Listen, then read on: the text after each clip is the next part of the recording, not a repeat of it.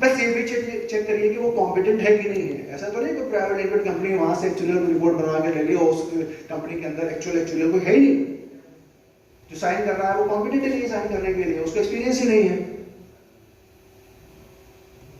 Opinion मांगी गई है, ठीक है, एडवोकेट तो ही मेरे पास फीता तो ही है ना, मैं देता हूँ ना तुमको रिपोर्ट, बताओ किस चीज पे चाहिए, आप रिपोर्ट है या पॉल्यूशन कंट्रोल बोर्ड पे। तो इतना बेसिक तो सच इंस्टीट्यूट कहता है प्रॉपर्ली चेक करिए, क्या गया है उसको चेक करिए। आप उस पर रिलाय कर सकते हैं, लेकिन ये तीनों चीजें करने के बाद रिलाय कर सकते हैं। एक बस लास्ट में एक छोटी सी चीज कहना चाहूंगा कि कई बार तो हमारे पास आता है कि सर बैंक कह रहा है, कुछ लोग तो कर देंगे कि बैंक ने कहा कि बैलेंस शीट है, बस किसी में और साइन करा करके ले आओ, ठीक है भाई, बैंक के पास है, इसका मतलब हम में से कोई भाई बहन तो है ना जो करता होगा। yes. आपको पता है इसमें भी एक वो है इंस्टीट्यूट का स्टैंडर्ड 4410 कंपाइलेशन एंगेजमेंट, और उसमें स्पेसिफिक रिपोर्ट फॉर्मेट दिया गया है कि जब आप कभी इस तरह की चीजें साइन करेंगे तो आप वो रिपोर्ट का फॉर्मेट यूज करेंगे।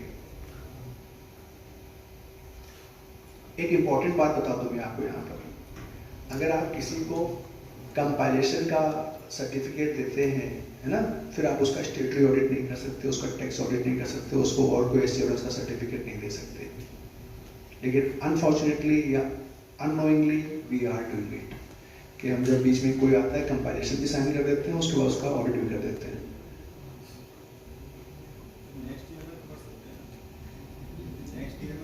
Next year is different thing.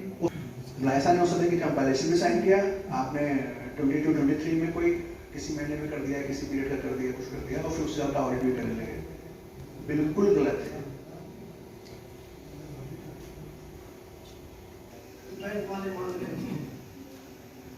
Sir उसके लिए भी हमारा 3410 करके है, मैं बना देता हूँ 3410 है, उसके लिए भी है, उसमें भी फॉर्मेट दिया हुआ है, उसमें भी आपको स्टेटमेंट देना है कि हमने कैसे चेक किया है। में कार्यक्रम किया है, क्या कुछ संदेश देना चाहते हैं?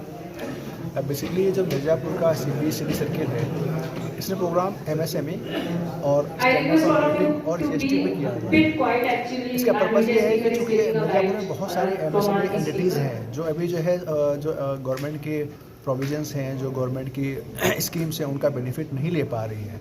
तो एक अवेयरनेस के लिए है कि हर चार्टर्ड अकाउंटेंट अवेयर होगा MSME स्कीम के बारे में, जिससे कि वो अपने क्लाइंट को बता पाएगा और क्लाइंट उसका बेनिफिट ले पाएंगे। दूसरा जो टॉपिक है हमारा आज का, वो स्टैंडर्ड्स ऑन ऑडिटिंग का है। हमारा इंस्टीट्यूट चाहता है कि वो छोटी जगह हो या बड़ी जगह हो, एक छोटी फर्म हो या बड़ी फर्म हो, सभी का ऑडिट स्टैंडर्ड्स को फॉलो करके होना चाहिए। हमारे इंस्टीट्यूट ने मोर देन 38 स्टैंडर्ड्स इशू कर रखे हैं।